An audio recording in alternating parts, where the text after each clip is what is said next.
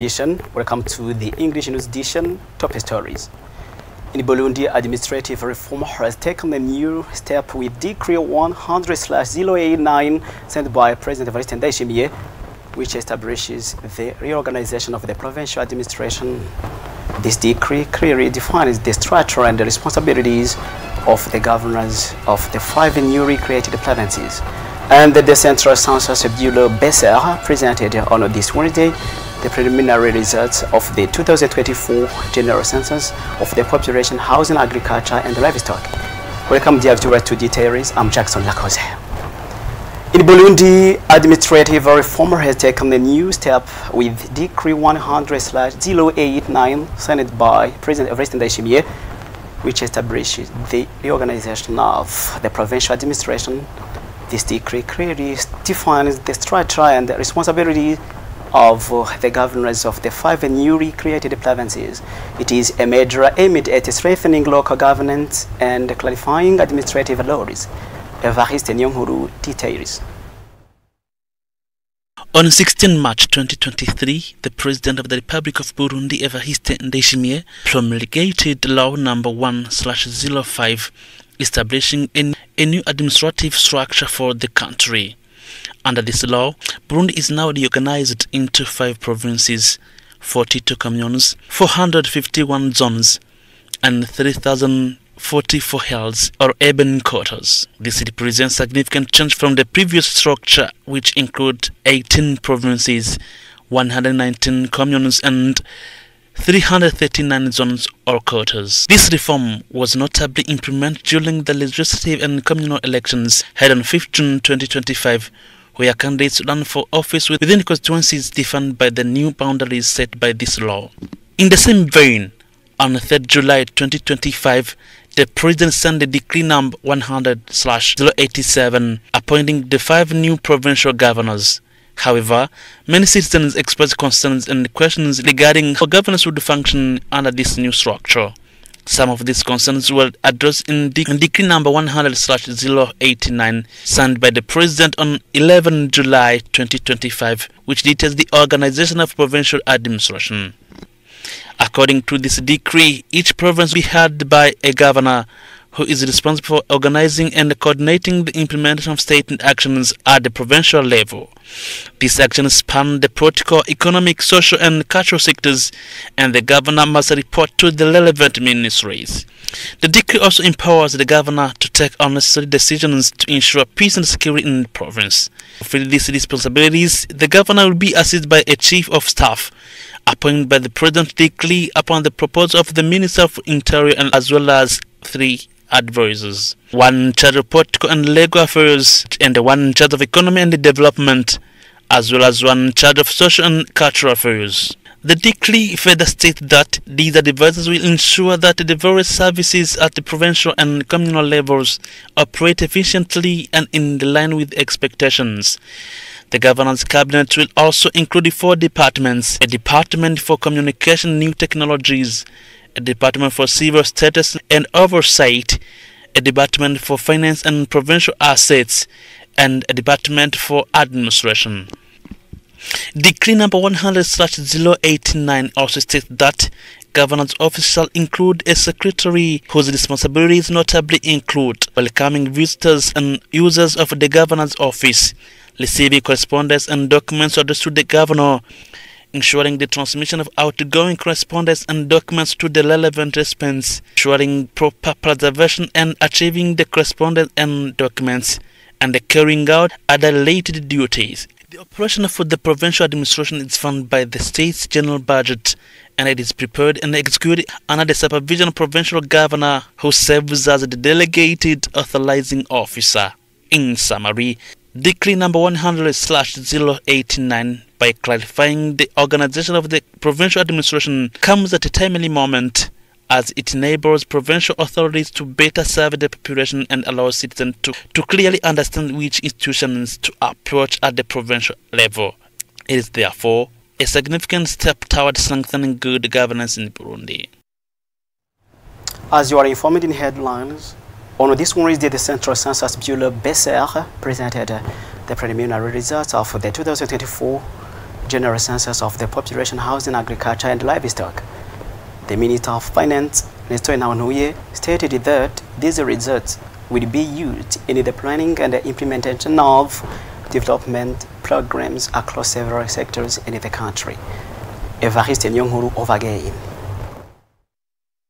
According to the data, the population of Burundi stands at 12,332,788, including 5,823,073 men, that is 47.6%, and 6,397,859 women, that is 52.4%. The results show that 24.5% of the population lives in urban areas, while 75.5% reside in rural zones. Furthermore, more than 85% of ordinary households depend on agriculture and livestock for their livelihoods. Population density has reached 489 inhabitants per kilometer square compared to 310 in 2008, which corresponds to an average annual population growth rate of 2.7%.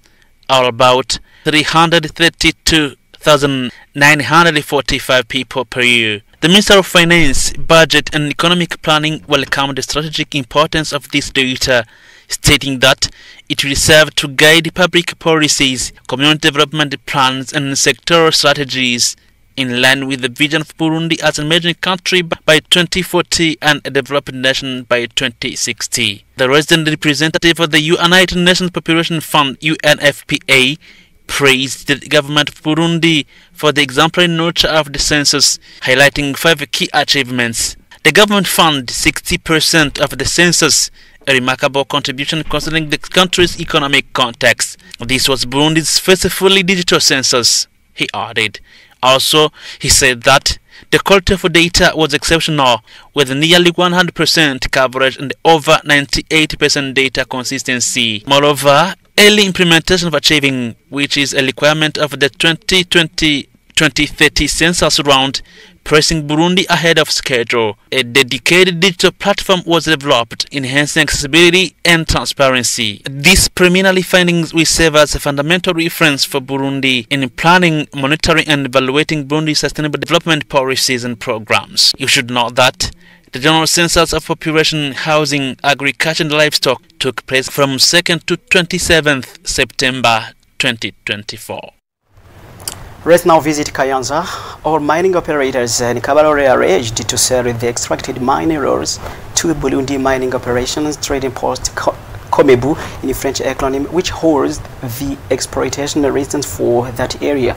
This statement was made by Arendi Kumana, head of the Strategic Studies and the Development Office at the Presidency of the Republic of Burundi, following a meeting held on Tuesday with the mineral operators in the Kivuvu area, Kabarore Commune, Butanyela Province, in the presence of the Minister in charge of Mines, Ibrahim Uwizeye.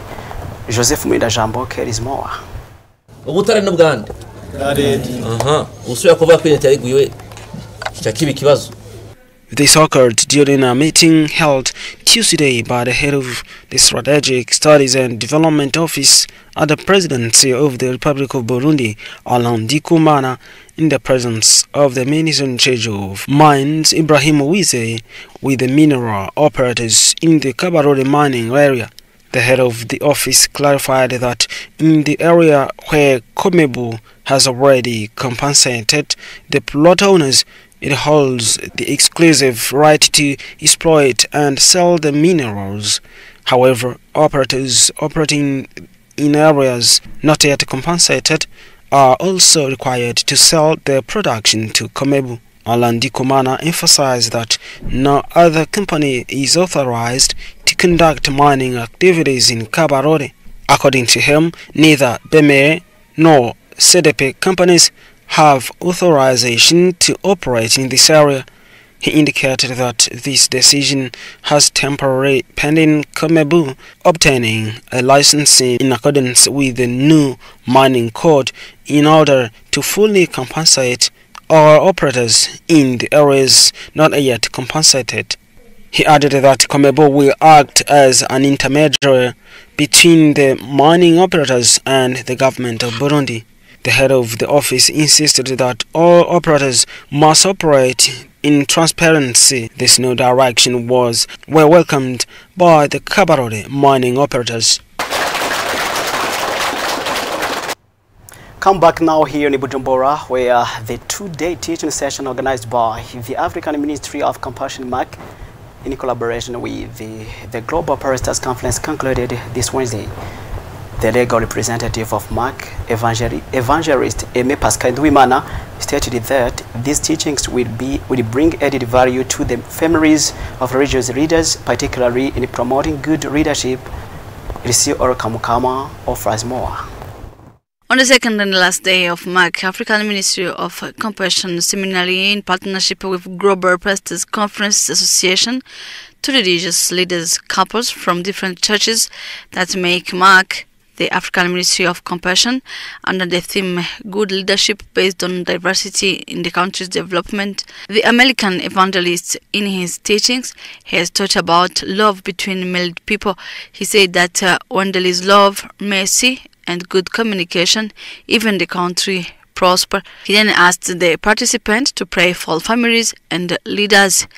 And the evangelist from DRC has taught about children education. He has asked the participants to teach their children to love the word of God from their little childhood. The participants have shared their experiment during that seminary and they have expressed their gratitude. And the pastor Denise Nkurunziza, on behalf of MAC, has thanked those evangelists and has given them gifts. Eme Pascal Ndwimana, MAC legal representative, in his speech has said that seminary has been successful and has thanked the government leaders for their commitment to development of the country. And this news on Page Health, Gitega Regional Hospital is now equipped with an oxygen production plant. The hospital director, Eric Ndihokubayo, stated that since the hospital began producing its own oxygen, the number of patients dying due to the oxygen shortages has significantly decreased. He appealed to Regideso to provide a power transformer to ensure a stable electricity supply, enabling the hospital to produce enough oxygen for its needs and supply other hospitals at affordable price. Jodonenda Chaisaba from Gitega. Since October 2024, Regional Hospital of Gitega started activities of producing oxygen for reviving patients. On Tuesday, Director of Gitega Regional Hospital paid a visit to this oxygen production plant established within the hospital premises. This plant is a significant milestone in the hospital's efforts to improve healthcare services and ensure a steady supply of oxygen to patients. During the visit, the director expressed satisfaction with plant's operations and highlighted its importance in reducing the hospital's reliance on external oxygen suppliers.